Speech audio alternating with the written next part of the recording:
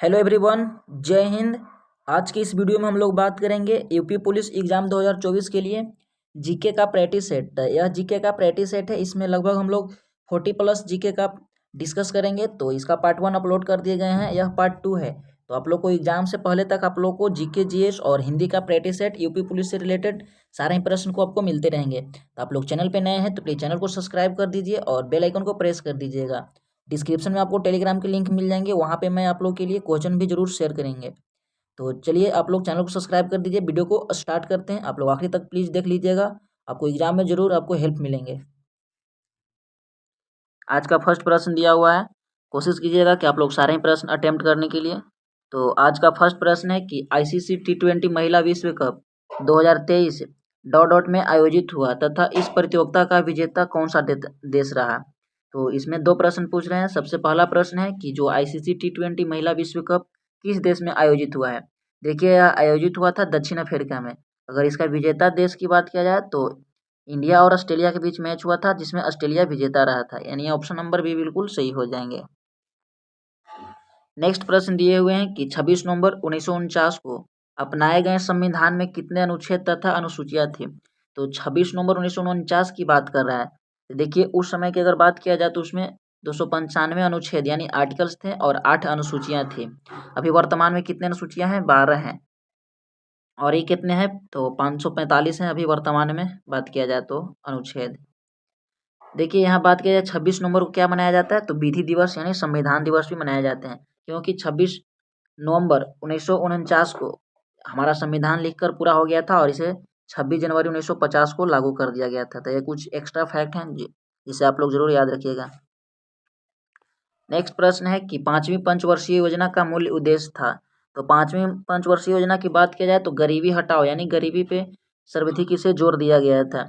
वहीं बात किया जाए प्रथम पंचवर्षीय योजना, कई बार एग्जाम में पूछा है, तो इस पे कृषि पे जोर दिया गया था। प्रथम के जो पंचवर्षीय योजना था, और द्वितीय था तो उद्योग पे इसे ज़्यादा जोर दिया गया था। तो आप लोग ये भी ध्यान रखिएगा। नेक्स्ट प्रश्न दिया हुआ है कि पंचायत एवं नगर पालिकाओं के संबंध में भारतीय संविधान में किस वर्ष लागू किया गया था। देखिए, इसका सही जवाब हो जाएगा कि 1993 में पंचायती राज के लिए अलग से एक वहाँ पे संविधान संशोधन करके इसे लागू किया गया था। ऑप्शन नंबर डी हो जाएंगे। नेक्स्ट प्रश्न दिया हुआ है कि नाइट एंगल ऑफ इंडिया के नाम से जानी जाती है, यानी कौन से खिलाड़ी या कौन से व्यक्ति का यह उपनाम है नाइट एंगल ऑफ इंडिया। तो यह हो जाएंगे सरोजिनी नायडू, जिसे लता मंगेशकर को स्वर कोकिला कहे जाते हैं। आप लोग ध्यान रखिएगा। अगर बात किया जाए यहाँ पे पीटी उषा को, तो उड़न परी के नाम से जाना जाता है पीटी उषा को, तो इनका यह उपनाम है। नेक्स्ट प्रश्न दिया हुआ है कि विसाप किस खेल से संबंधित है। तो विसाप की बात किया जाए तो यह संबंधित है शतरंज से। ऑप्शन नंबर सी हो जाएंगे। बताइएगा आप लोग कि प्रथम शतरंज का ग्रैंड मास्टर कौन थे। तो विश्वनाथ आनंद हो जाएंगे। ऑप्शन नंबर सी हो जाएंगे, बिल्कुल सही। और स्टॉक जैसे शब्द हो जाएंगे बैक स्टॉक, तो ये हो जाएंगे तैराकी से संबंधित हो जाएंगे। इसका परिसर का नाम क्या था। तो इसका परिसर का नाम आप लोग जरूर कमेंट बॉक्स में बताइएगा। नेक्स्ट प्रश्न दिए हुए हैं कि भारत की अर्थव्यवस्था को सबसे अच्छे ढंग से किन शब्दों में व्यक्त किया जा सकता है। तो सबसे अच्छे ढंग से बात किया यानी मिश्रित अर्थव्यवस्था। वैसे भी भारत का अर्थव्यवस्था मिश्रित जो अर्थव्यवस्था है, क्योंकि इसमें निम्न वर्ग, उच्च वर्ग, समान कोटि, उच्च कोटि सभी लोग इसमें यहाँ पे अपना अर्थव्यवस्था में निर्वाह करते हैं। नेक्स्ट प्रश्न है कि मिस्र में गर्म एवं शुष्क हवाओं को क्या कहा जाता है। तो मिस्र की बात किया जा रहा है, तो वहाँ पे हम लोग खमसिन कहते हैं। और हमारे यहाँ जो उत्तर पूर्व में चलती हैं हवाएं, तो इनको कहा जाता है लू कहा जाता है, यानी भारत में इसे लू कहा जाता है। नेक्स्ट प्रश्न दिया हुआ है कि भारत रत्न पुरस्कार प्राप्त करने वाला प्रथम भारतीय। तो प्रथम भारतीय की बात किया जाए तो यह हो जाएंगे डॉक्टर सर्वपल्ली राधाकृष्णन, यानी ऑप्शन नंबर बी हो जाएंगे। हाल ही में 49वीं भारत रत्न किसे दिया गया है। तो कर्पूरी ठाकुर को दिया गया, यह करंट का प्रश्न है। और 50वीं की बात किया जाए तो यह भाजपा के वरिष्ठ नेता किनको दिया गया, आप लोग कमेंट बॉक्स में जरूर बताइएगा, आपके लिए प्रश्न है। नेक्स्ट प्रश्न दिया हुआ है कि भारत में मुद्रास्फीति यानी इन्फ्लेशन को मापा जाता है। तो इन्फ्लेशन को मापने के लिए क्या विधि है। तो इसका देखिए थोक एवं मूल्य सूचकांक के लिए, यानी ऑप्शन नंबर ए बिल्कुल सही हो जाएंगे। नेक्स्ट प्रश्न है कि माप तौल की व्यवस्था किसके शासनकाल में लागू हुआ था। तो यह व्यवस्था लागू हुआ था अलाउद्दीन खिलजी के समय में, यानी ऑप्शन नंबर सी हो जाएंगे। चलिए नेक्स्ट प्रश्न को हम लोग देखते हैं क्या दिया हुआ है। वीडियो अच्छे लग रहे हैं तो लाइक जरूर कीजिएगा और चैनल को सब्सक्राइब भी कर लीजिएगा। नेक्स्ट है कि हाल ही में 10 अगस्त 2023 को रूसी अंतरिक्ष एजेंसी यानी रोसकोसमोस के द्वारा इंटर कॉपरमोस कार्यक्रम के तहत कौन सा मिशन चंद्रमा के लिए लॉन्च किया गया। यह मिशन था लून 25 मिशन, ऑप्शन नंबर बी हो जाएंगे। नेक्स्ट प्रश्न दिए हुए हैं कि हाल ही में गोल्डन मैन पर्यावरण पुरस्कार 2023 से किसे सम्मानित किया गया। यह पुरस्कार दिया गया है, देखिए एलेसेंड्रा कोरफ हो जाएंगे, ऑप्शन नंबर ए बिल्कुल सही हो जाएंगे।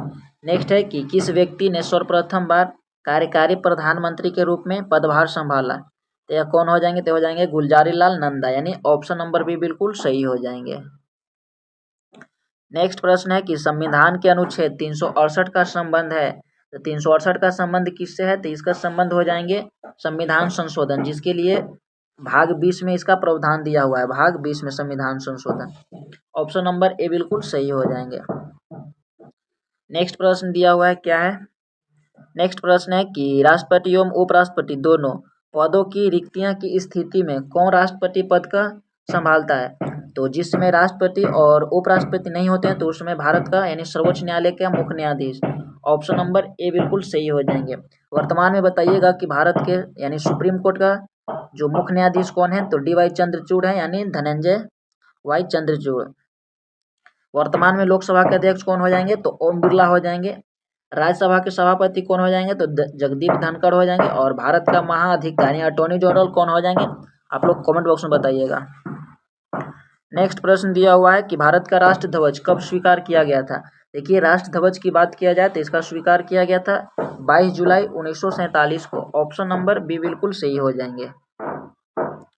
नेक्स्ट प्रश्न है कि सत्यमेव जयते किस रूप में प्रचलित है। तो सत्यमेव जयते यह चीह के रूप में प्रचलित है, यानी 18 का ऑप्शन नंबर यहाँ पे नहीं दिया हुआ है। देखिए यह एक हम लोग का, अगर इसे ऐसे पूछता कि कहाँ से लिया गया है तो इसे मुंडको उपनिषद से लिया गया है। तो इनमें से कुछ नहीं हो सकता, क्योंकि राष्ट्रगान तो जन गण मन है और राष्ट्रगीत और राष्ट्रीय चीज तो ये भी नहीं हो जाएंगे, तो इनमें से कोई नहीं होगा, यानी ऑप्शन नंबर डी दिया हुआ है। नेक्स्ट प्रश्न है कि भारत में टेलीविजन की शुरुआत कब हुई।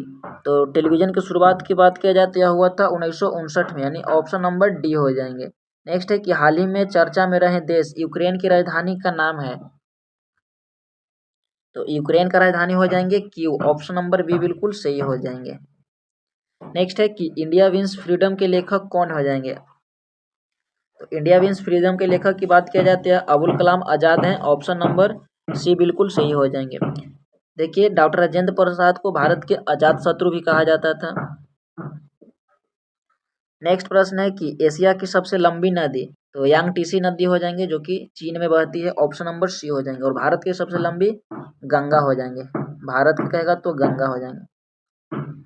और पूरे विश्व की सबसे बड़ी जो सबसे लंबी नदी नील हो जाएंगे और सबसे बड़ी अमेजन, पूरे विश्व के बोले तो लोग ध्यान रखिएगा। नेक्स्ट प्रश्न है कि निम्न में से कौन सा ठंडा जलधारा है। तो ठंडा जलधारा इनमें से कौन सा हो जाएंगे, तो लेब्राडोर हो जाएंगे, ऑप्शन नंबर सी हो जाएंगे। और गल्फ स्ट्रीम और फ्लोरिडा यह एक गर्म धारा है। नेक्स्ट है कि भारत की प्रथम महिला राजदूत कौन थी। तो प्रथम महिला राजदूत हो जाएंगे 24 का सी, यानी श्रीमती विजय लक्ष्मी पंडित, यह पंडित जवाहरलाल नेहरू के बहन थी, ऑप्शन नंबर सी हो जाएंगे। नेक्स्ट प्रश्न है कि भारतीय संघ के दक्षिणतम बिंदु तथा भारतीय मुख्य भूमि के दक्षिणतम छोर कितने अक्षांश का अंतर है। तो उसका देखिए दक्षिणतम छोर और उसका मुख्य भूमि से अंतर पूछ रहा है, तो इसका अंतर हो जाएंगे 2 डिग्री अक्षांश का, ऑप्शन ए बिल्कुल सही हो जाएंगे। नेक्स्ट है कि लक्षद्वीप समूह में कौन सा द्वीप शामिल नहीं है। तो इनमें से हो जाएंगे मकरात द्वीप शामिल नहीं है, बाकी मिरिकोय, लक्का और अमीनो द्वीप यह तीनों शामिल हैं, तो ऑप्शन नंबर ए बिल्कुल सही हो जाएंगे। नेक्स्ट प्रश्न है कि कांग्रेस के किस अधिवेशन में हिंदी को सर्वप्रथम राष्ट्रभाषा के रूप में प्रस्तुत किया गया। यह प्रस्तुत किया गया था बेलगांव 1924, जो महात्मा गांधी जी के द्वारा एकमात्र अधिवेशन किया गया था। बेलगांव कहाँ थी, तो कर्नाटक में थी बेलगांव, ऑप्शन नंबर डी बिल्कुल सही हो जाएंगे। नेक्स्ट प्रश्न दिया हुआ है कि चंद्रगुप्त मौर्य व सेलुकस निकेटर के बीच युद्ध कब लड़ा गया था।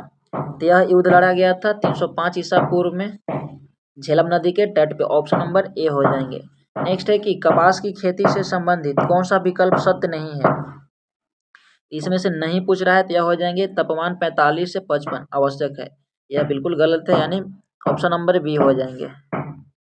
नेक्स्ट है कि किस राज्य में राज्य खेल पुरस्कार एवं सम्मान योजना प्रारंभ करने की घोषणा की है, तो यह कौन सी राज्य हो जाएंगे, तो यह बिहार ने प्रारंभ करने की घोषणा की है, ऑप्शन नंबर सी हो जाएंगे। नेक्स्ट है कि अमोघ वर्ष का प्रथम किस वंश शासक था, तो अमोघ वर्ष जो था वह कौन से वंश के हो जाएंगे, तो यह हो जाएंगे राष्ट्रकूट वंश, यानी जिसका संस्थापक था दंती दुर्ग, ऑप्शन नंबर सी हो जाएंगे। नेक्स्ट प्रश्न दिया हुआ है कि मोहम्मद गौरी ने किस युद्ध में पृथ्वीराज चौहान को हराया था, तो यह हराए थे तराइन के द्वितीय युद्ध में, जिसे 1192 में। तराइन का द्वितीय युद्ध कब लड़ा गया था, 92 में, ऑप्शन नंबर बी हो जाएंगे। नेक्स्ट प्रश्न है कि अकबर ने 1569 में कलिंजर पर विजय प्राप्त की थी, उस समय वहां के शासक कौन था, तो जिस समय अकबर ने कलिंजर पर विजय प्राप्त किए थे वहां के शासक हो जाएंगे रामचंद्रन, ऑप्शन नंबर सी हो जाएंगे, रामचंद्र वहां के शासक थे। नेक्स्ट प्रश्न है कि निम्नलिखित में से कौन राष्ट्रपति के प्रशासनिक शक्तियों में शामिल नहीं है, तो यह हो जाएंगे लोकसभा का विघटन, यानी यह शामिल नहीं है, यानी ऑप्शन नंबर बी बिल्कुल सही हो जाएंगे। नेक्स्ट प्रश्न देखते हैं क्या दिया हुआ है। नेक्स्ट प्रश्न है कि निम्नलिखित में से कौन ऐसे राष्ट्रपति हैं जो निर्विरोध नहीं चुने गए हैं, तो इनमें से कौन सा हो जाएंगे, तो देखिए आर वेंकट रमन हो जाएंगे, ऑप्शन नंबर डी हो जाएंगे। नेक्स्ट है कि किस संविधान संशोधन के द्वारा लोकसभा तथा विधानसभा सभी सदस्य की संख्या को 2006 ईस्वी तक अपरिवर्तित कर दिया गया है, तो यह कौन सा संविधान संशोधन हो जाएंगे, तो यह 95वां संविधान संशोधन 2006 में ऐसा किया गया था, ऑप्शन नंबर बी हो जाएंगे। नेक्स्ट है कि कांग्रेस धाराशाही होने के लिए लड़खड़ा रही है, भारत में जब तक हूँ तब तक मेरी एक बड़ी महत्वाकांक्षा यह है कि मैं उनके शांतिपूर्ण निधन में सहायता दूं, यह कथन किसका है, तो यह कथन हो जाएंगे लॉर्ड कर्जन का, ऑप्शन नंबर बी हो जाएंगे। नेक्स्ट है कि मीन कैंप का लेखक कौन हो जाएंगे, तो मीन कैंप की लेखक की बात किया जाए तो यह हिटलर हो जाएंगे, ऑप्शन नंबर ए हो जाएंगे। नेक्स्ट प्रश्न है कि बांग्लादेश की सीमा को कौन सा भारतीय राज्य छूता नहीं है, तो नहीं छूता है तो यह कौन सा हो जाएंगे, तो यह हो जाएंगे नागालैंड, जिससे स्पर्श नहीं करता, ऑप्शन नंबर सी हो जाएंगे। नेक्स्ट प्रश्न है कि किस वास्तुकला का पालन शैली अयोध्या के राम मंदिर के निर्माण में किया गया है, यह हो जाएंगे नागर शैली, ऑप्शन नंबर सी बिल्कुल सही हो जाएंगे।